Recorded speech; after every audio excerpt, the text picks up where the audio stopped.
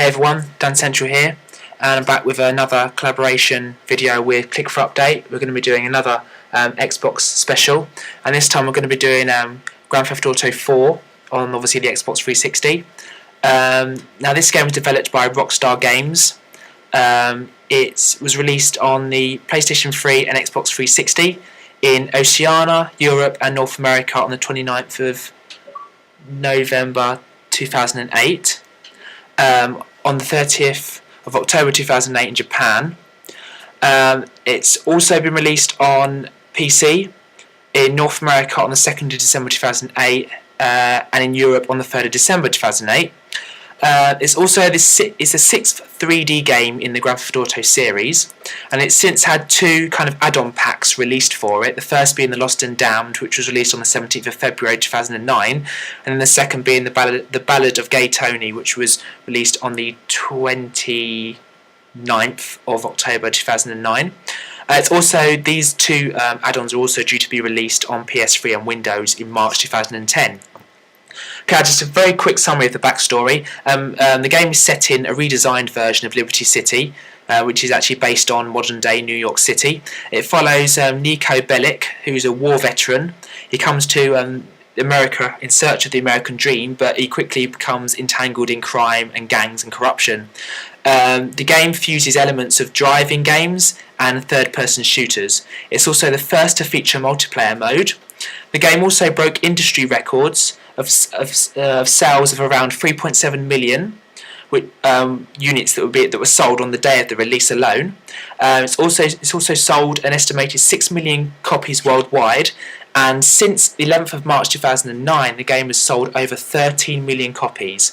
So it was probably one of the most popular games ever, really, in terms of an Xbox 360 game. So yeah, I know a lot of info there, but hopefully that's given you a bit more idea of the sort of how popular the game is and why loads of people kind of play it. Obviously it started off on the PS1 and has since travelled up through the PS2 and now onto the PS3 and the Xbox 360, so it's very popular. So anyway, I'm going to let Clickforupdate take over with this one. Enjoy, and thanks for watching. Okay, we started a new game to Grand Theft Auto 4, so I'm going to show you right from the beginning when you get into America, and I'm going to show you what happens in the beginning.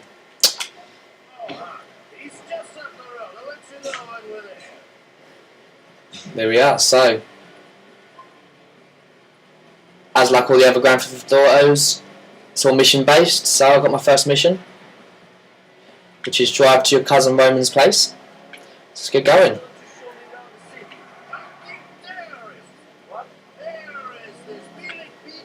Well, as you can see, there's an extreme, huge improvement in graphics from obviously the PS2's version of Grand Theft Auto 3. Which is the first obvious improvement.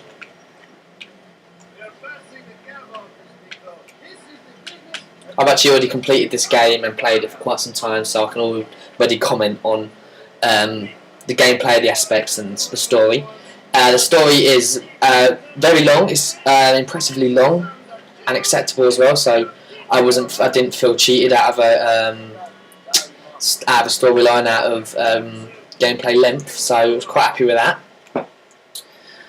The whole game as a whole, I thoroughly enjoyed a lot of it, really. The missions, entertaining, the controls, the cars, the guns, just everything about it was just up to my standards.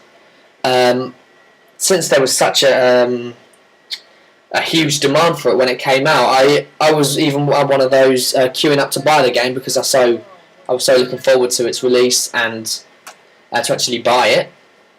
And when I bought it, the first day I played it, absolutely shocked, totally amazed about how absolutely incredible this game actually turned out to be. It lived up to its hype, and it performs well, so I'm very happy with it.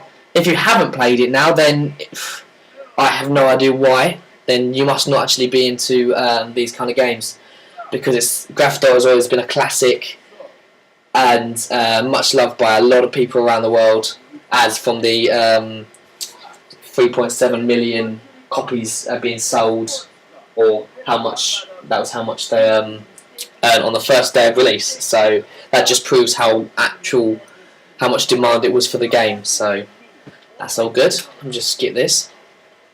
Alright, here we are. So obviously it's third person. You start off in Romeo's flat. And yeah, you go out, you obviously meet his contacts, you do some dodgy work for them, and you earn money and you just survive. So you just living the American dream, if you will.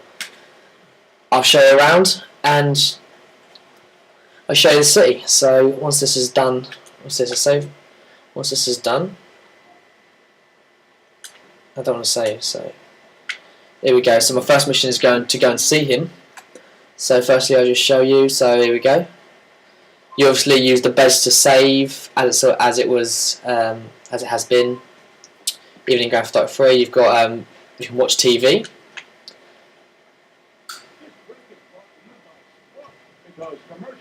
There we go.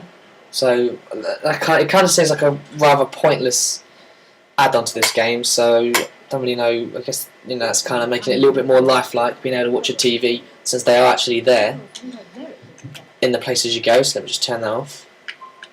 Right. Okay, enough of his flat. Let's go out. The usual kind of, you just push into the door and it opens automatically. Seems like every door seems to be unlocked. The ones you need to go in anyway. So, right, here we go. This little yellow marking outside the flats or house, whichever you're living in, is where you can park a car and it will automatically save. So you can use it after if you want to load your game up and it's parked there. So it's like a car parking garage. So you can park them here. Residents parking only, so that's fine. Okay, we've got over here, which is a good add-on, is a hot dog vendor. This is used for increasing your health.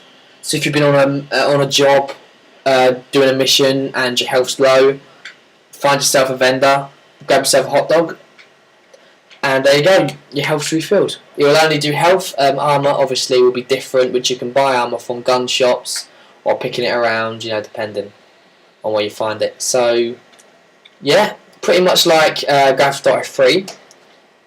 So you've got the same aspects of it. It's pretty much the same gameplay. It's just obviously much more improved. Controls, graphics, gameplay, the lot. Also, breaking into cars is much more realistic now.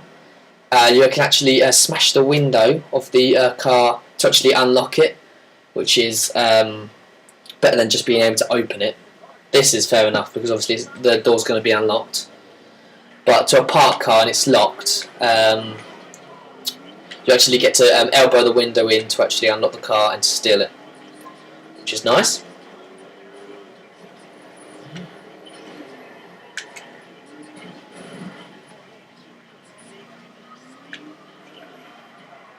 The steering is very hard as well. You get used to it after a while, but once you've just picked it up for the first time, or if you haven't played it for a while, it can be very, very stressful. Is the driving.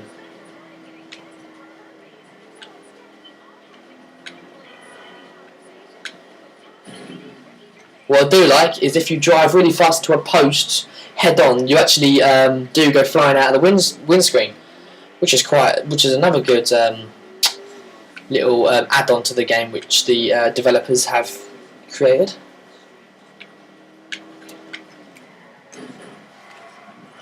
Yeah.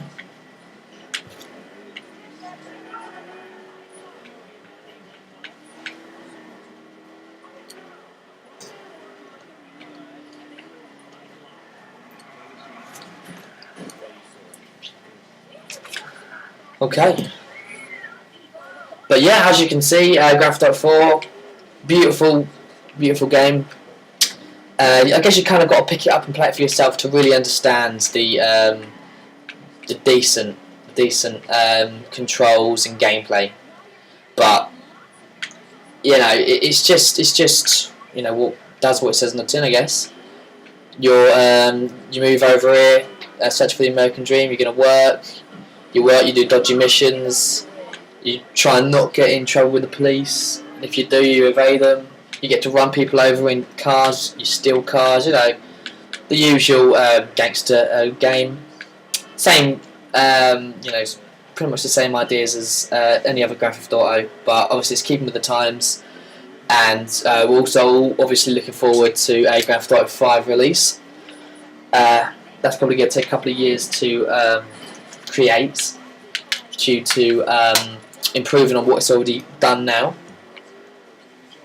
But yeah, I'll end it there. So if you want to go grab yourself a copy, if you haven't already, or give it a go, then I'd really recommend to do so. The multiplayer, which I can't show you now because I don't have Xbox Live at the moment, is absolutely brilliant. Play with your friends, play online with other people. Thank you very much for watching this review of Grand Theft Auto 4.